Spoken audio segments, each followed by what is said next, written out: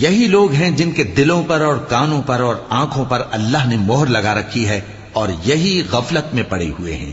کچھ شک نہیں کہ آخرت میں یہی لوگ خسارہ پانے والے ہوں گے۔ پھر جن لوگوں نے ایذائیں اٹھانے کے بعد ترک وطن کیا، پھر جہاد کیا اور ثابت قدم رہے، تمہارا پروردگار ان کو بے شک ان آزمائشوں کے بعد بخشنے والا ہے، رحمت کرنے والا ہے۔ جس دن ہر شخص اپنی طرف سے جھگڑا کرنے آئے گا اور ہر شخص کو اس کے اعمال کا پورا پورا بدلہ دیا جائے گا اور کسی کا نقصان نہیں کیا جائے گا۔ اور اللہ ایک بستی کی مثال بیان فرماتا ہے جو کہ ہر طرح امن چین سے تھی، ہر طرف سے اس کا رزق با فراغت چلا آتا تھا، مگر ان لوگوں نے اللہ کی نعمتوں کی ناشکری کی تو اللہ نے ان کے اعمال کے سبب ان کو بھوک اور خوف کا لباس پہنا کر ناشکری کا مزہ چکھا دیا، اور ان کے پاس انہی میں سے ایک پیغمبر آیا تو انہوں نے اس کو جھٹلایا، سو ان کو عذاب نے آ پکڑا اور وہ ظالم تھے۔ پس اللہ